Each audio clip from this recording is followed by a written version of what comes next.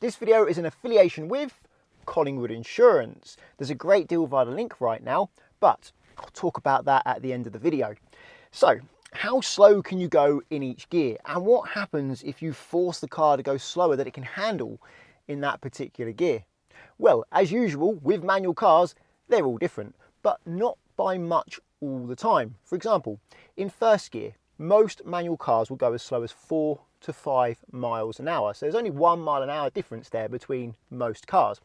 In second gear, most cars will handle between 6 and 10 miles an hour. So there's a 4 mile an hour difference. So the higher your gear is, the bigger difference there is between cars. By the time you're up to third gear, some cars can go happily down to about 10 miles an hour in third gear, but others won't want to do much less than 16, 17, maybe even 18. And when you get up to something like fourth gear, that's when the difference between cars becomes more wild. I've been in cars in fourth gear that can handle as low as 12 miles an hour, but others you can be at 30 miles an hour in fourth gear and you're like this. But once you're in third gear or above, it doesn't matter as much, because normally once you're in third gear or above, you're going fast enough that you shouldn't be getting near the bottom of that gear. If you start going slower, you should be changing down to a lower gear. Something else that's worth knowing is that diesels typically want to go faster in each gear. So in a diesel, second gear will rarely go much less than 9 miles an hour, whereas higher revving petrol engines can go slower in each gear. So if you've got a Honda petrol engine that revs to 7,000 RPM, quite often that will likely go as low as 6 miles an hour in second gear. But it's also worth noting that not only can petrols go slower in each gear than diesels, but they can often go faster in each gear than diesels. For example, second gear in a typical diesel can go as slow as about 9 miles an hour, but as fast as about 45 miles an hour. However, in a petrol, second gear can go as slow as 6 miles an hour, so that's slower than 9 than the diesel, but as fast as 60. So you have a much broader range of speed in each gear in a petrol, which is one reason why petrols can be easier to drive, because gear choice is less critical. I would just like to make a point that I am talking about the vast majority of cars on the road. I know there are exceptions. Some cars can go a lot faster in each gear. For example, the old Lamborghini Diablo from the 90s, one of my childhood hero cars, could go nearly 60 miles an hour in first gear, and the Porsche Boxster, the latest Porsche Boxster 718 with a 6-cylinder engine, does like 85 miles an hour in second gear. But I'm keeping it to your normal everyday cars. But the best way to know how slow you can go in each gear in your car is by using the tach, this thing here. It's also known as the tacho, the tachometer, or the rev counter. It's measured in revolutions per minute, RPM, and this is times 100. So that 10 actually means 1,000, then 2,000, etc. Not to be confused with the speedo. And what you need to know is when the revs start to get near 1,000, then you know you can't go much slower in that gear. Normally they go a little bit less than 1,000, but not much less than that. So now I'm going to demonstrate how slow each gear can go in this car, or not each gear, gear 1 and 2. Coming off the gas now, completely off the gas in gear 1, and see what happens. So it's slowing down, the revs are getting near 1,000. They're now at 1,000 at around 4 or 5 miles an hour. At 4 miles an hour, just below 1,000, and the car continues. It's not struggling, it's not nearly stalling, and I'm not pressing the gas. And to prove it, here's my leg up here, both legs nowhere near the gas. Now I'm going to go a little bit faster and put it into second gear and do the same thing again. So I'm going to come off the gas now and see what happens in second gear. It's slowing down, it's getting near 1,000 RPM, so it's not slowing down as much. And now it's just below 1,000 RPM, it's pulling me along, and in this car that equates to around about 6 to 7 miles an hour. Again, the car isn't struggling, it's not nearly stalling. In fact, I'm going to try that in third as well, just to see what third will do. I've popped it into third gear, off the gas now, already down to around 1,000 RPM because I didn't go very fast, and it's not going much less than just below 1,000 as usual, and that equates to 11 miles an hour in this car. Again, it's not struggling, but this is a flat. So what's going to happen if I try and do this uphill? So now I'm up a fairly steep hill in first gear. I'm going to come off the gas and see what happens.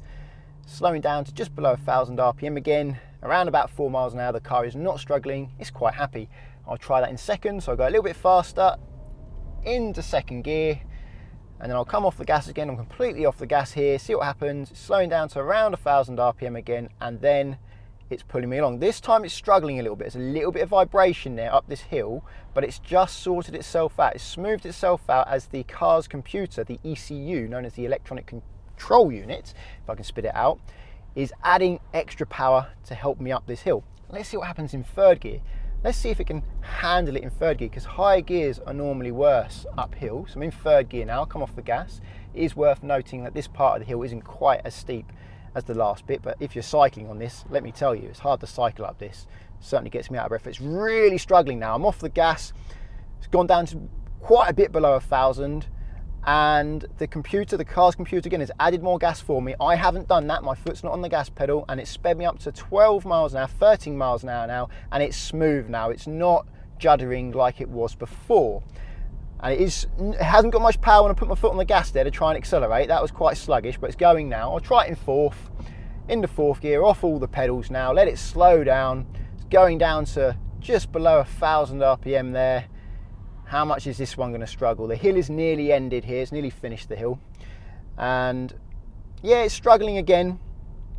Not that much, the hill's completely gone now, and it's doing 17 miles an hour. Sped me up to 17, 18 miles an hour. I haven't pressed the gas there, it's computer doing that, 19 miles an hour. So this car, if it detects that I'm going too slow in the gear, it will add power for me to stop it from stalling. Now, just for fun, just around this corner, there is a steep hill, and I'm going to see what happens in fourth gear with no gas up this steep hill. So, fourth gear now, no gas, off all the pedals, let's see what happens. It's slowing down. It's starting to struggle. Car's really starting to struggle now. Feels like it's about to stall, really vibrating. But it's starting to get better. It's starting to speed up. The car's ECU is giving gas and making it faster, so that it gets to the minimum speed that the car can handle in that gear. Now, I didn't do that, and that was up a steep hill. So if you're off the gas in this car, it won't really stall. You'd have to be up. If it was a steeper hill than that, it might have stalled. If you're in Wales or the Lake District, maybe, but that's about as steep as hills get round here, and it didn't stall. What will make the car stall, and I'll do that now, I'm going to use the brake and force it to go slower than the minimum speed of the gear. So I'm off the gas, the car is slowing down, it's getting near the minimum speed of that gear, but instead of staying off the gas this time and off all the pedals, I'm actually going to press the brakes. I'm pressing the brake now, I'm pressing it a bit harder. It's really struggling, it's vibrating, now it's jumping up and down, and the engine's conked out because I forced the engine to go slower than it can handle. In this car, it generally stalls when the engine speed, which is the revs, gets to 500. That's when this car stalls. And what you can learn from that is that most cars won't just stall because you come off the gas and it goes too slow in that gear. Most modern cars will keep you going and stop you from stalling. However, if you're up a really steep hill, it may stall.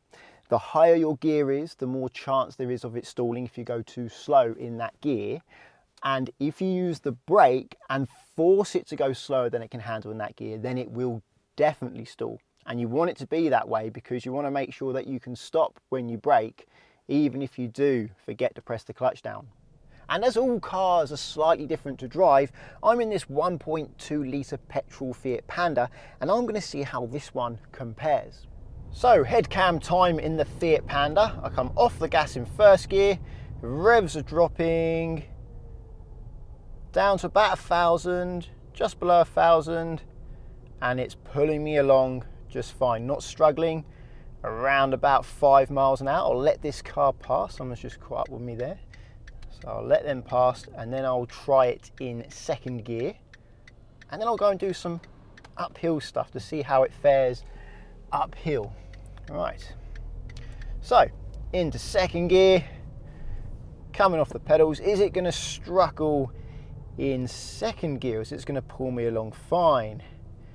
Seems to be pulling me along fine, no struggling there at all. I'll give third a go as well. It's a little bit faster. Up into third, off all the pedals, and let's see what happens. It's down to about 1000 RPM now, just below 1000 RPM, about 11, 12 miles an hour, and it's right and dandy. It's pulling me along happily. So just coming up to this hill, I'm not going to try first because I know first is going to be fine. I'm going to come off the gas now in second up this really steep part of the hill and see how it does. It's just below 1,000. It's not struggling, it's pulling me along fine. So I'm going to speed up a little bit, put it in third. It's struggling a little bit to accelerate when the revs are that low. Now it's above 1500 RPM, it's starting to accelerate a bit more. Up to third. I'll come off the gas now, let it slow down, see what happens, see if it struggles, see if it stalls. Nope, it's not even struggling. In fact, this seems to be handling it better than my Seat Leon. But when I put my foot on the gas now, when it's below 1,000, there really is nothing there until the revs get above 1500. It is struggling.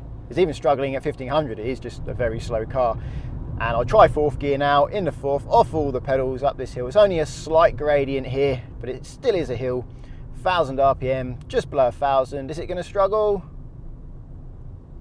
Oh, not really. There's a tiniest hint of struggle there, but relatively smooth, almost as smooth as usual. So yeah, if you come off the gas in this car, it's not going to stall. I'm putting my foot flat to the floor right now, and it's not really accelerating. Come on. And of course, if I use the brake and force it to go slower than 1,000, it will stall. Let's see where it stalls in this car. So 1,000, it's not stalling. 750, it's not. 500, it's not. Oh, about 400, it's stalled. All right.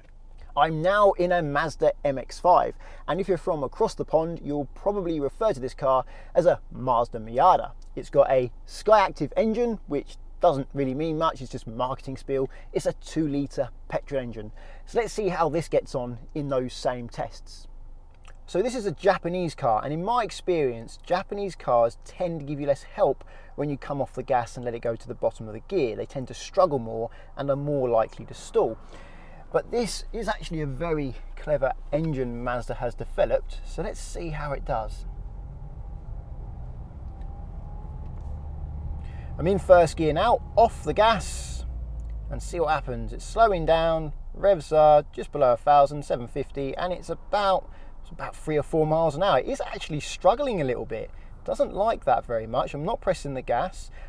It's no longer struggling now. It's sped up to about 4 miles an hour, but it took a long time. It was around 3 miles an hour for quite a while there, and it was struggling. So I think this car is actually going to struggle at this test. In the second gear, let's come off the gas, see what happens.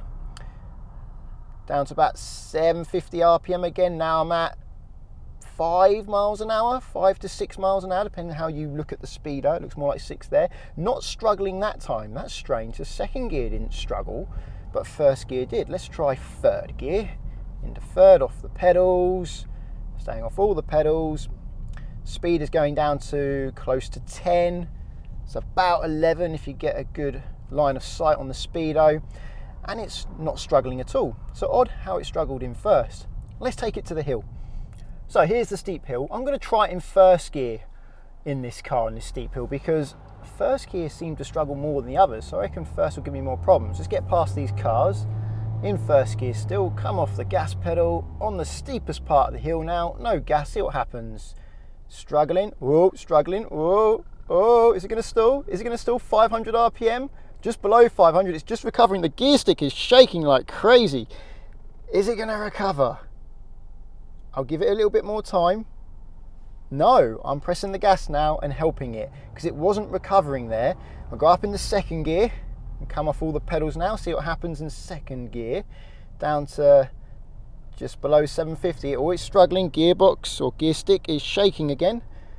Yeah, it's not recovering there. I'm having to give it power. Oh yeah, and that's my experience actually in Japanese cars. It's the only, I was going to say make of cars, but region of cars, so Honda, Toyota, where that happens. I had a Toyota MR2 once, and that would struggle in first and second gear on minor hills as well. And every other car I've owned hasn't had a problem. So there you go, the newest car of the 3 months old with the most up-to-date engine. This engine was only released in October 2018, yet it gave me the least help.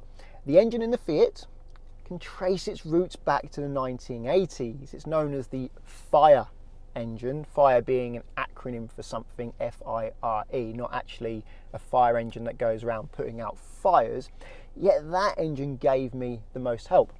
And they both have enough technology to give me help. It's just Mazda have decided not to with this car, or with this engine.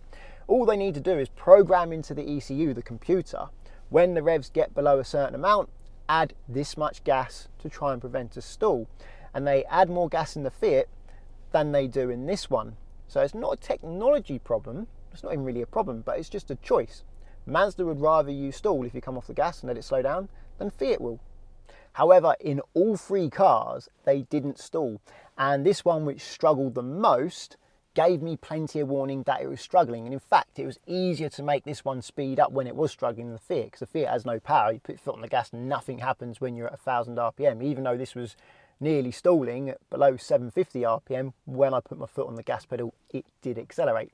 So you don't have to worry too much about off the gas, slowing down, and worry about stalling. It will only normally stall if you press the brake and force it to go slower than it can handle.